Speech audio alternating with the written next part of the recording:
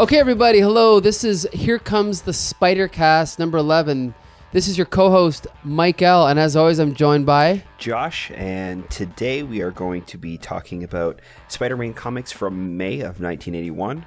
We're going to start off with Amazing Spider-Man number 216, then Marvel Team-Up 105, and then we're going to finish off with Peter Parker, The Spectacular Spider-Man number 54. All right, so starting with Amazing Spider-Man... This was crap. Okay, so on to Marvel Team Up. This was... Honestly, that's pretty much my review as well. Yeah. This one really sucked. The worst one. Yep. This is probably the worst one in his run. Yeah. So do you want to talk about what the plot is in this one? Yeah. We start off with Spidey kind of recovering from last issue.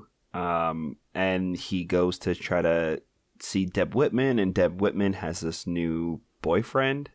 Good for you, Deb. Yeah, honestly, thank goodness, because I'm so tired of seeing Peter Parker just treat her like shit every issue.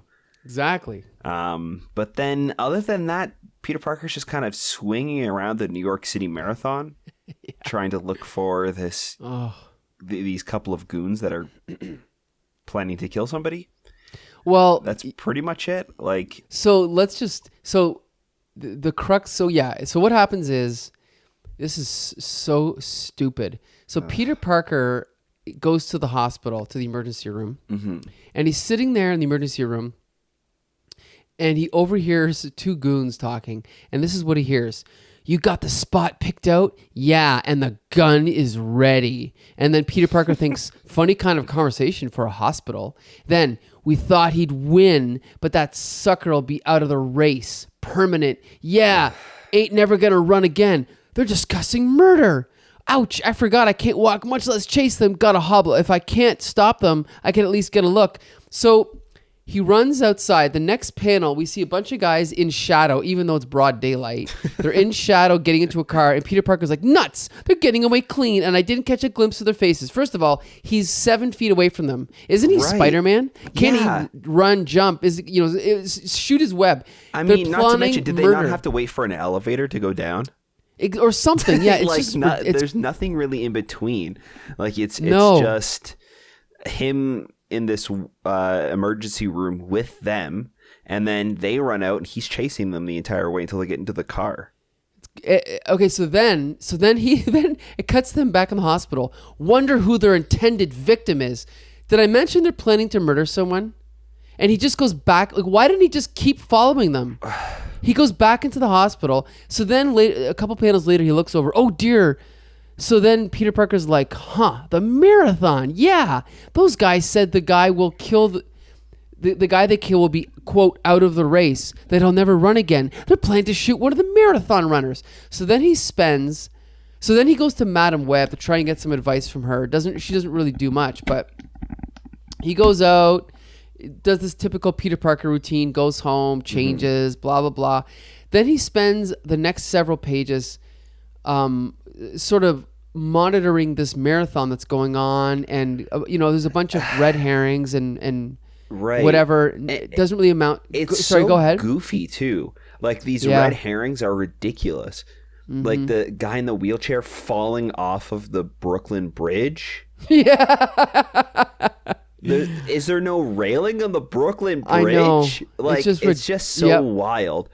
And then you got some guy with a banjo, and then he thinks it's the gun, right? Yeah. And for no reason, this scaffolding falls off a building, and then there's a pickpocketer, and he stops them, and like there's some guy just has a heart attack out of nowhere. Yeah, like it's just a bunch of crap. Oh my god, it's so it's so awful. Yes. So then what happens is, so he's going along, and Madam Web finally has a little bit of insight for him. So, for the people that don't know, Madam Web is psychic.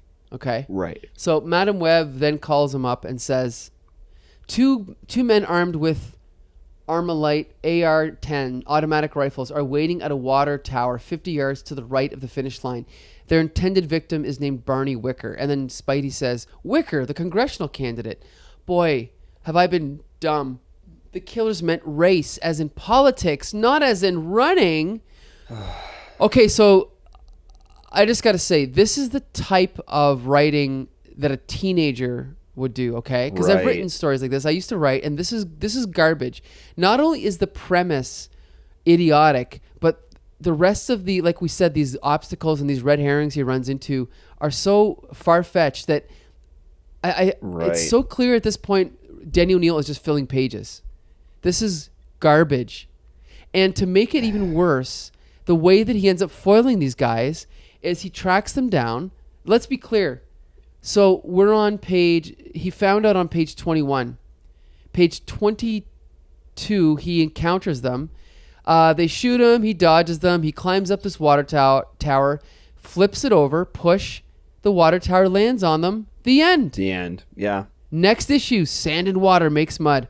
That's the end of the story. So let's be clear about this. The way I understand it is, even if you're doing a story about superheroes or an action movie, a story cannot just be a fight scene, and the end of a fight scene, like the end of the story, cannot just be one guy punches out the other. Even in the Karate Kid, you've seen the original Karate Kid, right? Even when Daniel-san, when he uses that praying mantis kick, it's not just that he kicks him really hard. It's like, he was training really hard for that special move, and he didn't know if he could do it. Everything was built up to that fight. Right? That whole movie was to build up to the one thing. So it makes sense that the end of that movie is this final conflict. Right. Where this is just nonsense the entire time. Like, there's really no build-up. No. Whatever, flimsy stakes that they kind of set up, they didn't set up well. Like, it's so... No. Yeah, this entire issue is really just bad. I mean... Honestly, I don't even think that the art saved it this issue. Not that it was bad. It's just that, it was so hard to get through this issue. Yeah. It's just, I don't know. I mean, I don't know. Like we've talked about Denny O'Neil a lot before, and he made his reputation on Batman and Green Lantern, Green Arrow, okay, in the late 60s and early 70s. So that's what made him famous. I've tried to read those Green Lantern, Green Arrows. I honestly didn't enjoy them. His Batman's not much better. And then beyond that, he did an infamous Superman reboot that didn't go anywhere. He did the Wonder Woman reboot where he depowered her and gave her the white jumpsuit. Do you remember that? In the 70s. That went nowhere.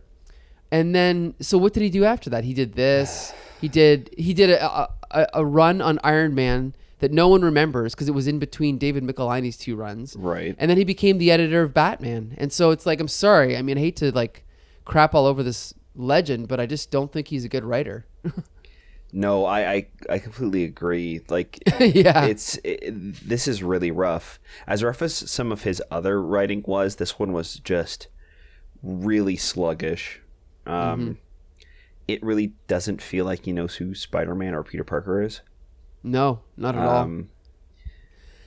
Yeah, and I mean, even the Debbie Whitman stuff. I mean, at least there's finally consequences to how he's been treating her, which is I'm glad, because he treated her like crap this whole time. Right? And even this is just such a crappy resolution to it all that she's probably going to end up coming back. Well, I've read ahead. I've read ahead years ago, and I know that she's still around later. Right. So yeah, she is still around. So there'll be more with her, but so it's just so yeah. I mean, I don't know what to say. This is I give the story nothing. I give it a 1 or a 0 out of 10. Yeah, the art is fine. The art's a 7, but like you said, it doesn't really save it. No, not at all. Because it's good and it's serviceable, but I don't think that there's really anything that stands out in the art. This issue. That's a good point. There's nothing that I saw and I was like, whoa, that's so well done. It was still solid and, what you would expect from a John Romita Jr. Sure. Illustration. And then Jim Mooney as well. The inking is very great, but there's nothing that makes me Like, there's nothing that's, catches my eye reading this comic. No, actually, now that I'm flipping through it again, I'll point out one thing on digital page 9. Okay. John Romita uses kind of a tilted panel, the second panel from the top.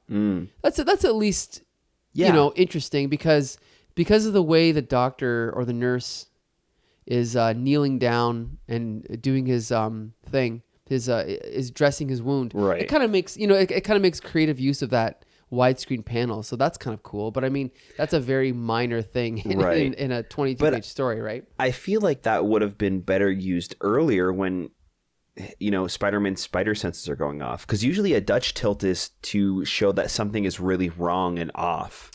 Right. So it's kind of just like, it's not that it's a bad drawing by any means or bad layout. It's just that I think it would have been used, like, it would have been more useful in a different spot when something wrong is happening. Like, he is spying on them and he's hearing this awful thing that these guys plan on murdering somebody. Yeah. Right? Yeah. But yeah. But I agree. That panel is definitely well laid out. Yeah. It does stand out nicely compared to the other ones as well, because they're pretty straightforward. So I guess that wraps up Amazing Spider-Man number 216. Yeah. Not recommended by either of us. No, definitely not. No. So now we're going to move on to Marvel Team Up number 105. And you can take it from here. So this is another Hulk issue of Marvel Team Up. Yes. And it happens to be another Marvel Team Up with Hulk, Iron Fist, and Power Man. Yes. And I'm telling you, this has to be another fill-in. But anyway, go ahead. Yeah, it really is a fill-in. It's such a weird issue. We have Power Man and Iron Fist in a jet flying over the desert, and they're looking for some bad guys, and then they end up running into the Hulk, and the Hulk punches the jet and crashes it. So they're stranded in the middle of nowhere, and these beatniks come and kidnap Power Man and the pilot, and they are forcing Power Man to move all of these rocks to bust open this cave that has water in it. Yeah. For the beatniks. So. And then Hulk comes back in with Iron Fist at one point, or with Bruce Banner and Iron Fist come back. And it ends up in this like really kind of quick fight that happens, and that's the end of it. Like, okay. So let's just back up a little bit here. So this is written by Mike W. Barr, who previously wrote a Marvel Team Up that we both really liked. That was the one with Doc Samson. Right. Right. So, the actual like the dialogue's not bad. It's the premise itself. Like the first panel, we see Power Man and Iron Fist in a jet looking out of the window, like Apocalypse Now, looking down at the Hulk. Right. And there's a bubble that says, "Those radio reports was right, Danny. The Hulk is in the area. Just our crummy luck. We come looking for a couple of heist artists and run into a monster."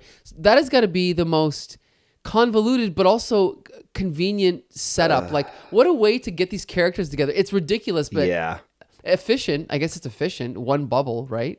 Yeah, and like that works. It's very wordy for what it is too. Like it could have just been like a really short sentence. I don't know. It's this setup is very weird. Like the first page, you see Hulk and he's already jumping up to crush the plane. So by the second page, they've already crash landed.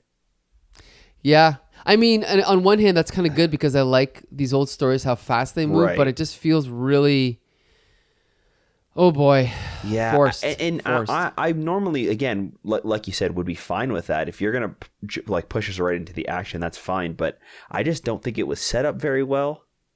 No. Like there's some weird writing here. Like, I just want to point out, so like you call them beatniks, right? But these are like, I think they're supposed to be more like almost like the Hills Have Eyes cast. Right. Like, you know what I mean? Like these guys, like almost hillbillies or something. So once these guys crash, Power Man and Iron Fist, so these hillbillies come and they have a gun. And one of the guys has a gun, like the old man, and he says, "We found us the Hulk." And then the son says, "Yeah, you sure this guy's the Hulk, Pat? I don't think he is." "Of course he is, Luther. See? He's so big and ugly, my slugs can't hurt him." So this guy thinks that Power Man, Luke Cage, is the Hulk, which is ridiculous because everyone on Earth knows the Hulk is green, but fine. So now this is the weirdest part of the writing, okay?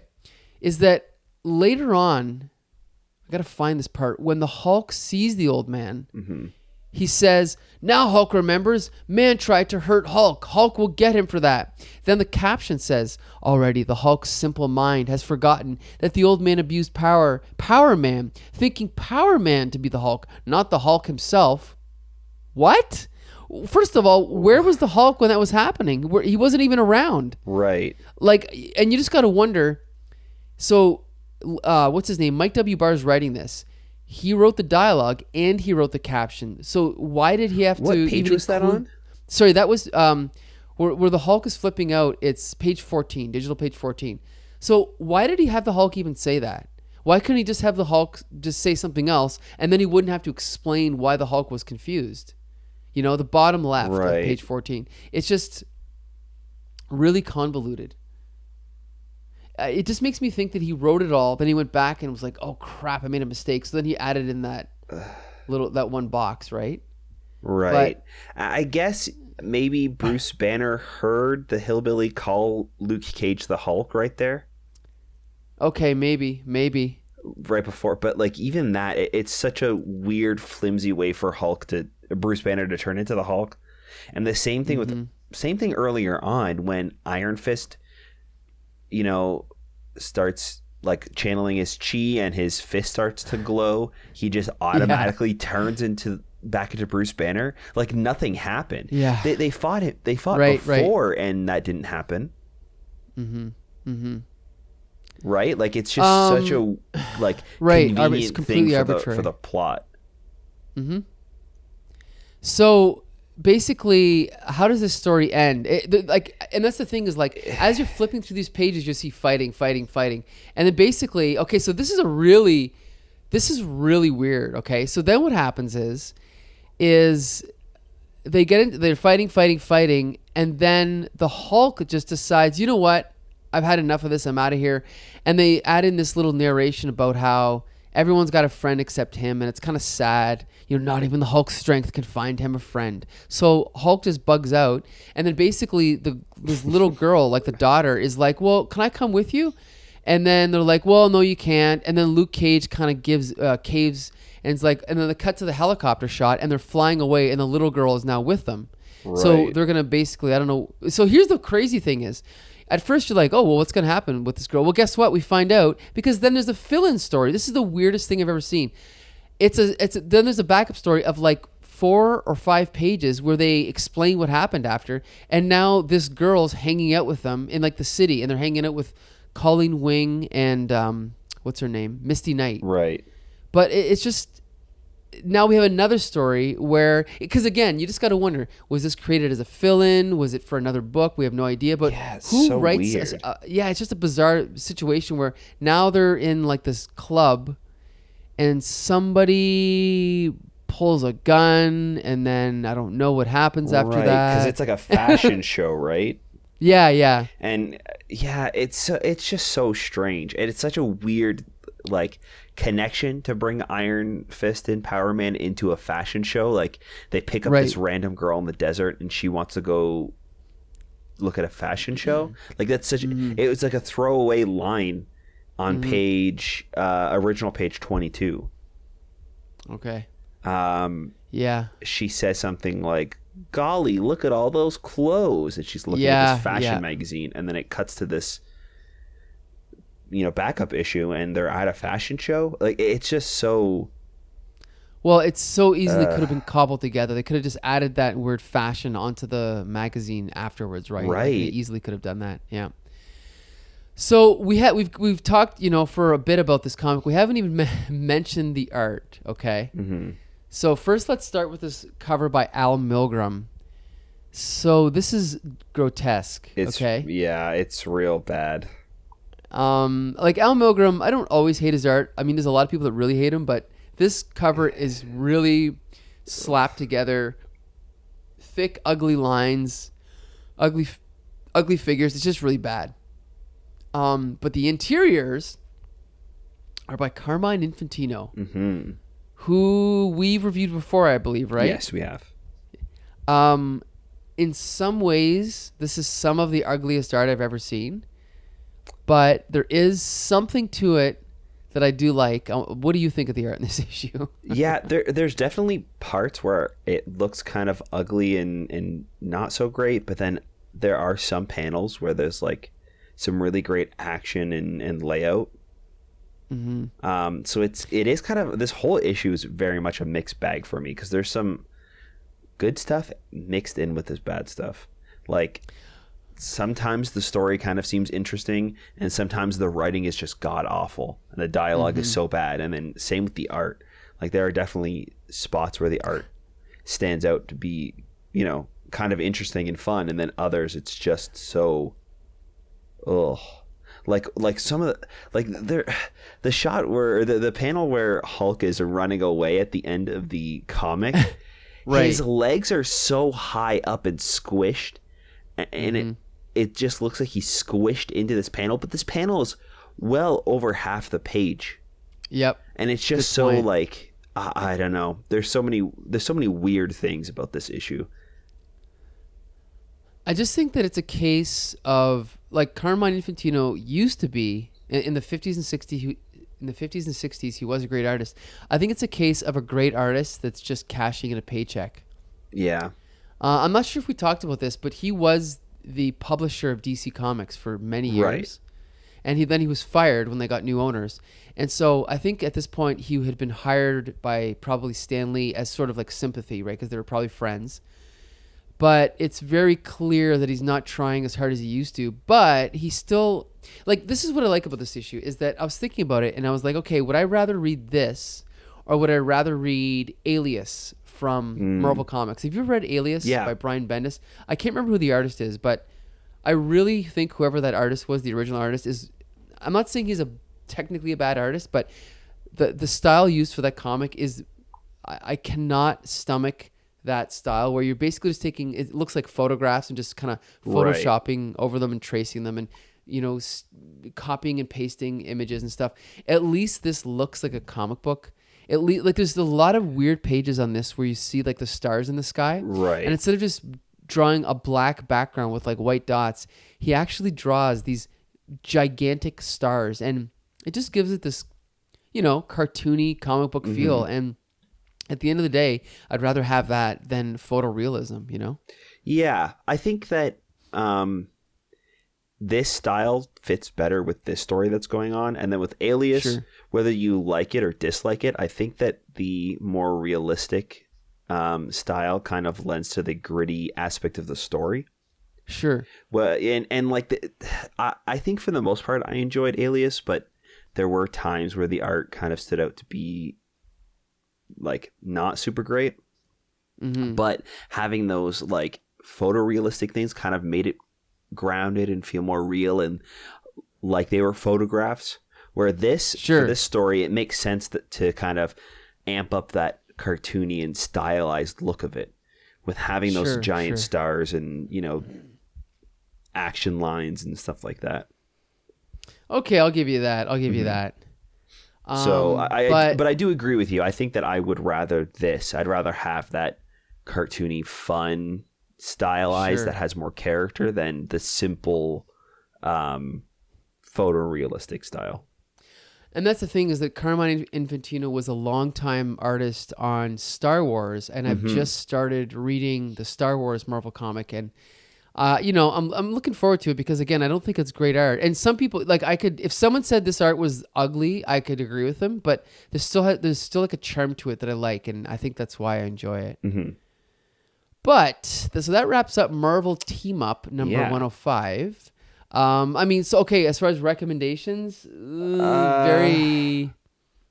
I'm not sure. I didn't hate it, but didn't love it.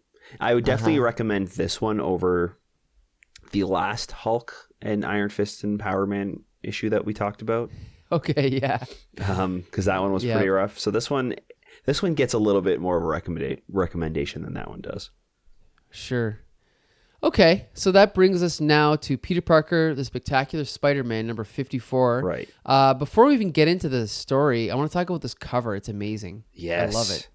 It's so good. This is by, Frank Miller and Walt Simonson. What a combo. Like, it's Spider-Man is dressed up in sort of samurai gear, and he's leaping over this group of samurais, and it's all like a black background, and it's just excellent. Right. It almost has like a George Perez type vibe with the inking, and it has these like nice vibrant colors as well. Like everything is so bright, and then the inking kind of lends to that, where they didn't go too crazy with the inking, so you could have those colors really pop on this all black background.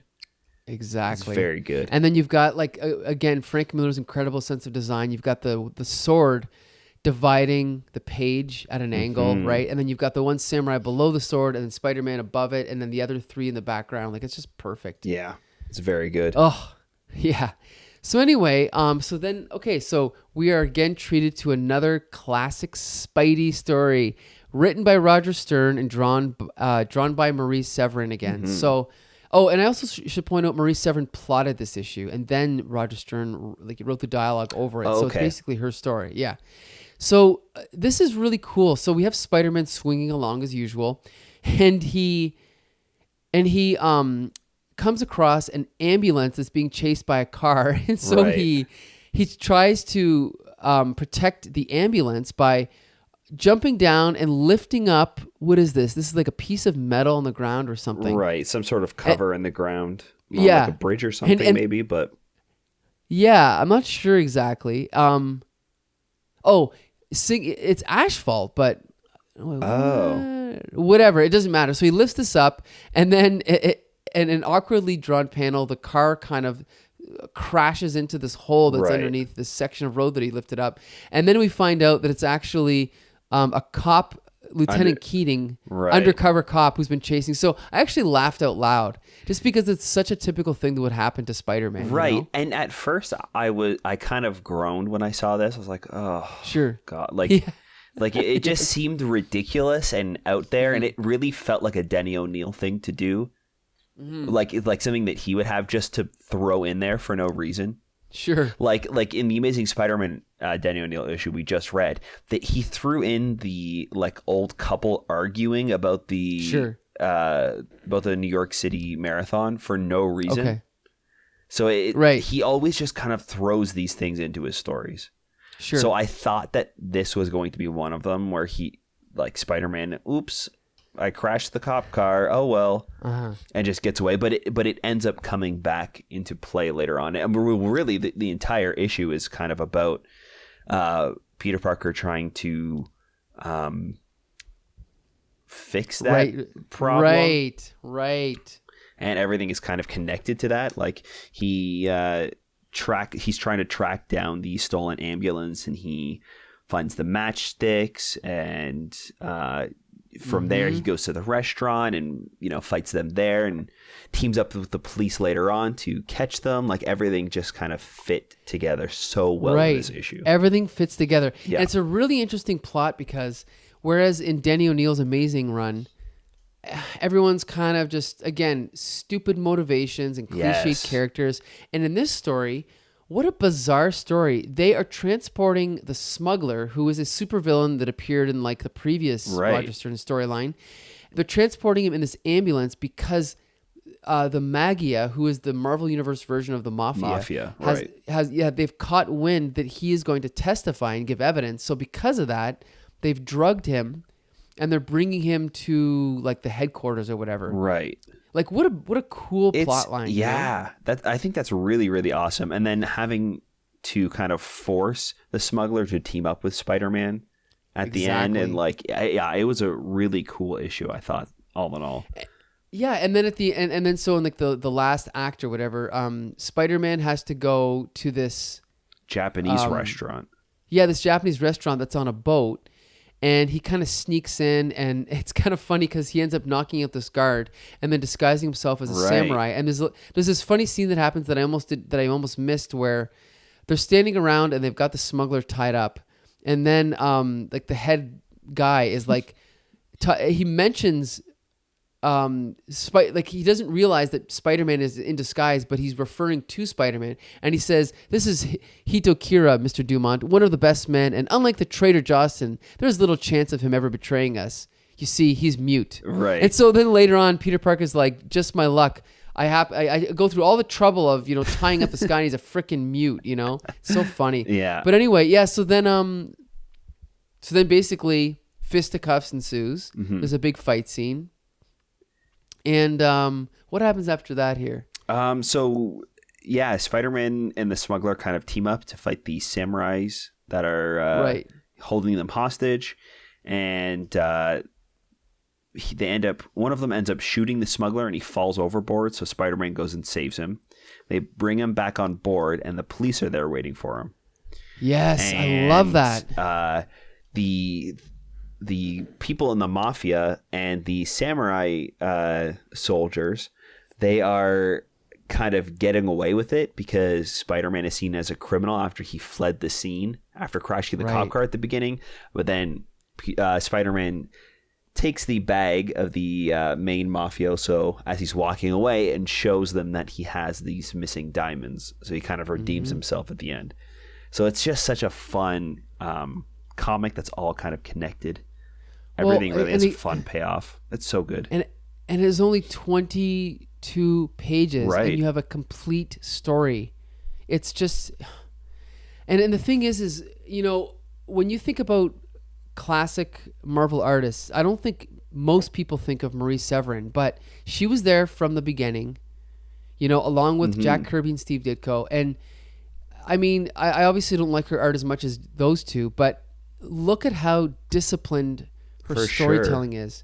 She tells a complete story in one issue, and you as you flip through these pages are packed, not just with superfluous dialogue, but complete scenes that take place in like one page or half a page. It's just great. There's even we didn't even, like the subplot of him back at the university and all that. We didn't even mention that. Like it's all here. Sorry, what were we gonna say? I was just going to say, yeah, everything kind of has a purpose. So there's really no room or moments that are there just to be there. Right. Everything is told very concise and not more than it should be, which I think exactly, is the reason why this story does so well. A lot of the other artists, it feels like they spend too much time at the beginning telling the story that at the end they have to wrap it up in a page or half a page or whatever it is. Yep.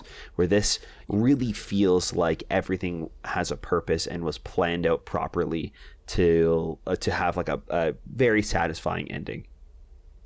I also want to talk about the scene where the Smuggler gets thrown overboard. Right. Okay? And then Peter Parker jumps in to save him. Mm-hmm. He doesn't have to save him, but he spends an entire page helping him. Right. And then ends up pulling him out and bringing him to the cops. And it's just like everything that happens in this story is because of the choices that Peter Parker makes. At the beginning of the story, he sees an ambulance being pursued.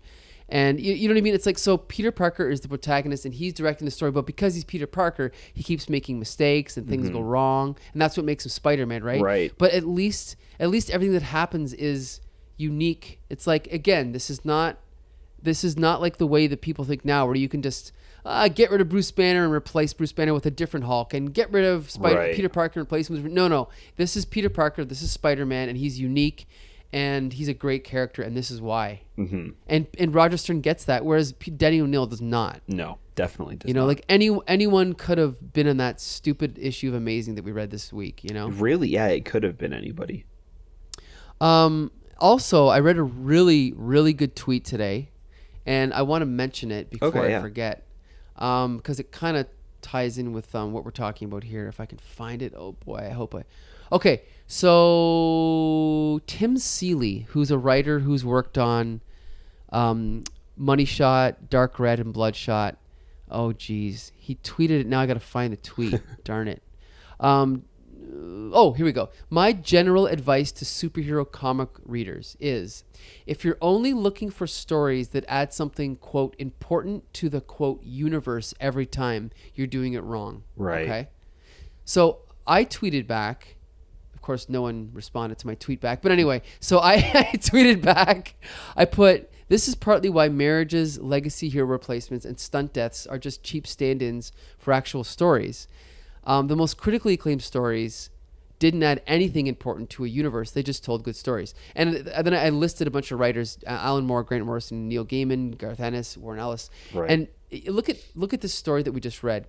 Now, nothing changes about Spider-Man's life. Like, Right. no one dies, no one is introduced. Not to say that you can't ever do that, but at the end of the story, I think what we gain out of the story is, again, we get to know Peter Parker. So what would Peter Parker do in this situation? This is what he would do. What would go wrong? Well, Peter Parker is constantly kind of making mistakes because he's still kind of young and he's just kind of whatever. So, his interactions with the cops, what happens to him at the university, and then again, the fact that he dives in to rescue the smuggler. But then at the end, the cops, they blame him for what happened. That wouldn't happen to Superman. That wouldn't happen to Batman. Yeah. It would only happen to Spider-Man, right? And so again, it's like when you get done with the story, you're like, oh, I just read a Spider-Man story. But it doesn't mean you have to spend 2 years on the Clone Saga or spend, this many years on a J. Michael Straczynski story where we find out that, Gwen Stacy had children with Norman Osborn or Right. whatever. All that BS. And there's so much that goes on nowadays. And these type of done-in-one stories are completely out of fashion, and I don't understand why, because I love them. No, I completely agree with you. I think that if you focus too much on world building and kind of building up to this big event, you're not really focusing on the story or the characters. You're focusing on this event, right? And I think that if you don't have well-established characters, then that's never going to work. No. And I mean, a good example of that are the movies as well. Mm-hmm. I think that some of the best movies for either Marvel or DC are the ones where it's a self-contained story. It's not this story that's building up to another one. Yeah, that's a great Right. point. That's a great point. And I think that's exactly why DC's initial cinematic universe offerings all failed, right? Yeah, no, I that's completely all agree. they were doing is building up to other movies. Right. Oh boy. Yeah. So there's one little thing that editors do, and I assume it's the editors because I can't imagine a good writer doing this. Okay, I want you to go to page 11. Okay. Okay, and I want you to look at the. So you got the first few panels. Okay, starting in the middle row, the last panel in the middle row. Okay, so Spider-Man is in the office with Keating and with these two cops, Keating and this other cop. I can't remember his name. So then he leaps out so they're arguing that he leaps out the window. Okay, now the next panel is Spider-Man swinging over the city. Okay.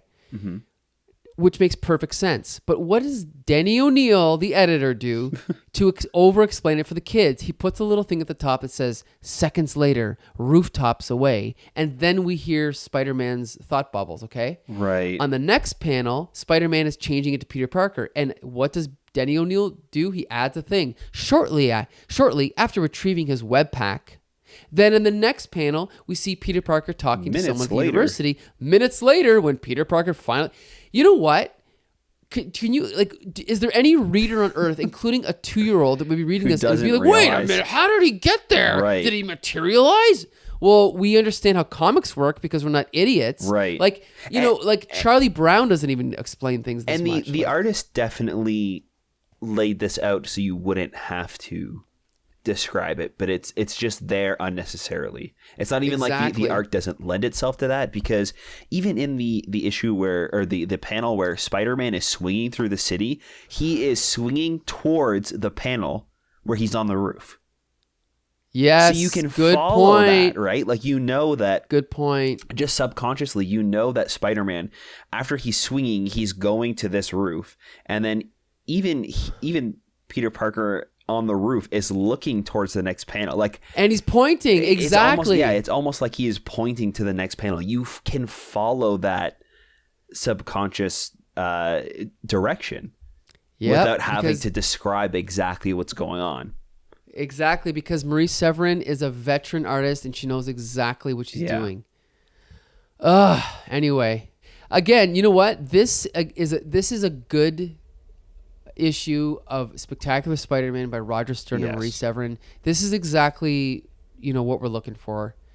It's got again, it's like, it's not, because sometimes, like, I've got into debates with people where they're like, well, the best Spider-Man story ever written is Kraven's Last Hunt. Mm-hmm. And now I do love Kraven's Last Hunt, but it's not even really, it's not a typical Spider-Man story. It's much darker and much more violent, right? Whereas this, there's not one panel that's great or one scene that's great, but it's just overall it's a good story. Right. Yeah, know, it's very I think. satisfying. Right. So I this is the story that I would recommend to anyone. Oh, for sure. A kid, an adult. I think this is a good Spider-Man issue. Yeah. What do you think? Yeah, I think it's a great example of a good comic and a good Spider-Man story. So you kind of get both of that in this issue. You have those great stories and great comic book beats and action and great art, but then you also get some a really good look at who Peter Parker is. With him being just an average kid, always making mistakes, having to fix those mistakes, and even after kind of fixing that, he's still in trouble, and he still deals with that every day. With the consequences, Right. yes. So yeah, I mean, again, recommended. I don't know what number I'd give this. Maybe I give it an 8 out of 10. I think. Yeah, Again, I was gonna say it's not that's an A Yep. for sure. Yep, for sure. It's a recommended story. It's a good Spider-Man story. Mm-hmm. And as we all know, Roger Stern is eventually going to move to Amazing and things are going to get even better. So we are on the road to, that particular event. So And boy, am this I has been excited. yes. So this has been a strange month for Spidey. Yeah. We've got one terrible issue, one almost terrible issue, and then one really good issue. So we're still 1 out of 3. But I think people talk about the Bronze Age of Spider-Man, but I think the real heyday of the 80s is still, we're still not quite there yet, but we're getting there. Right. But yeah, it's on the horizon, so it's coming, folks. So stick with us because I know we sometimes sound negative, but hey, I'm telling you, you read these stories and I think you'd agree with us. Oh, for sure. These other 2 stories were not good, but this issue of Spectacular is excellent. Right. So, And we're reading these Spider-Man comics because we love Spider-Man. So Exactly, it's definitely exactly. it's definitely not us just being upset at the comics just because it's fun to be upset at them. We would really love them to be good because Spider-Man, for me at least, is my favorite superhero. So Yes, I love yeah. reading Spider-Man and reading good issues. So he's my top 3. Yep. yeah. So that wraps up this week's episode Yep. of Here Comes the Spider-Cast. So you can take it from here, Josh. Sure, yeah. So next week we're going to be reading and reviewing Amazing Spider-Man number 217, Marvel Team Up 106, Peter Parker the Spectacular Spider-Man number 55. And Excellent. if you guys want to let us know what you think about those issues and let us know what you think about the podcast, you can reach us at Comic Syndicate on Twitter and the Comic Book Syndicate on Facebook. We'd love to hear some feedback from you guys and keep that conversation going. All right, so until next Monday, this has been Here Comes the Spider-Cast.